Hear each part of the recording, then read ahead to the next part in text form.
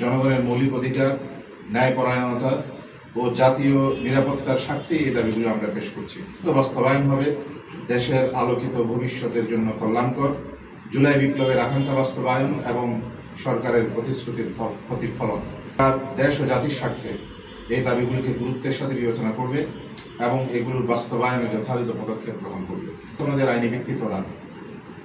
জুলাই সনদ হল ফ্যাসিবাদ, বৈষম্য ও বিচারের বিরুদ্ধে ছাত্র জনতার সংগ্রাম ও আত্মত্যাগের ঐতিহাসিক দলিল। এটি নিছক একটি কাগজে ঘোষণাপত্র নয়, বরং নতুন বাংলাদেশ বিনির্মাণে জন আকাঙ্ক্ষার প্রতিফলন।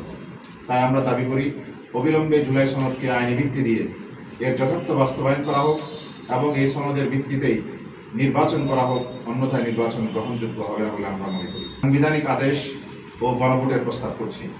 এখানে উল্লেখ্য যে 2013 সালে শাপলা চত্বরে রক্তের স্রোতধারায় 24 জুলাই গণঅভ্যুত্থানের চেতনার উদ্গীরণ, অথচ ইতিপূর্বে ঘোষিত জুলাই ঘোষণাপত্রে শাপলার গণহত্যার উল্লেখ ছিল না।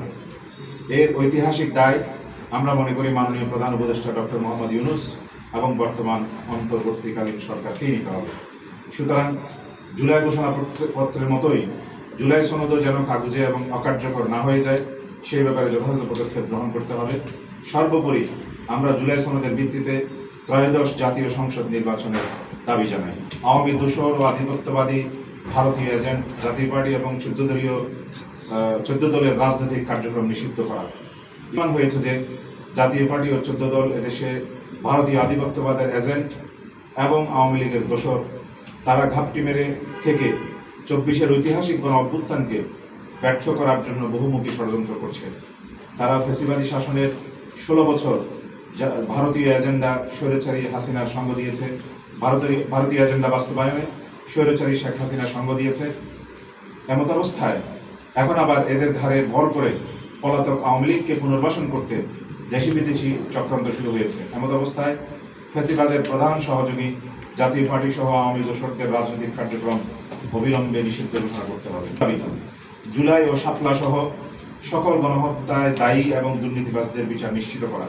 2024 সালের জুলাই আগস্টের গণঅভ্যুত্থানে ফ্যাসিবাদী সরকারের গণহত্যা বাংলাদেশের ইতিহাসে এক ভয়াবহ রক্তিম অধ্যায়। তাতে 2013 সালে শাপলা চত্বরে সংঘটিত মর্মান্তিক হত্যাযজ্ঞ ইতিহাসের এক রক্তিম ট্র্যাজেডি। অবিলম্বে জুলাই ও শাপলা সহ ফ্যাসিবাদী সরকারের পৃষ্ঠপোষকতায় সংঘটিত যাবতীয় হত্যাযজ্ঞের দায়ীদের বিচারের আওতায় আনতে হবে এবং এর বিচারের দৃশ্যমান অগ্রগতি নিশ্চিত করতে হবে। শহীদদের রক্তের প্রতি সম্মান এবং জাতীয় ঐক্যের এক উজ্জ্বল মাইলফলক। সেই সাথে রাষ্ট্রীয় সম্পদ ও জনগণের জনমাল লুণ্ঠনে জড়িত চিহ্নিত দুর্নীতিবাজদেরকে অবিলম্বে বিচারের আওতায় আনতে হবে, যা রাষ্ট্র ও জনগণের আমানতের সুরক্ষায় আগামীতে এক ঐতিহাসিক সতর্কবার্তা হিসেবে কাজে আসবে। তাই গ্রহণযোগ্য নির্বাচনের জন্য লেভেল প্লেইং ফিল্ড তৈরি করা। বাংলাদেশ নিজাম ইসলাম পার্টি মনে করে ফ্যাসিবাদ বিরোধী রাজনৈতিক শক্তির স্বতঃস্ফূর্ত অংশগ্রহণ ও জন আকাঙ্ক্ষার প্রতিফলনের মাধ্যমে আগামী জাতীয় নির্বাচন সম্পন্ন করা জরুরি। এই লক্ষ্যে লেভেল প্লেইং ফিল্ড তৈরি করার কোনো বিকল্প নেই। এজন্য নির্বাচনে অংশগ্রহণকারী সকল দলের জন্য সমান সুযোগ সুবিধা নিশ্চিত করতে হবে এবং প্রশাসন ও আইন শৃঙ্খলা বাহিনীকে নিরপেক্ষতার সাথে সক্রিয় রাখতে হবে। আমাদের পঞ্চম দাবি, দেশের সকল প্রাথমিক বিদ্যালয়ে গানের শিক্ষক নিয়োগের প্রজ্ঞাপন অবিলম্বে বাতিল করে ধর্মীয় শিক্ষক নিয়োগের কার্যকর উদ্যোগ গ্রহণ করতে হবে।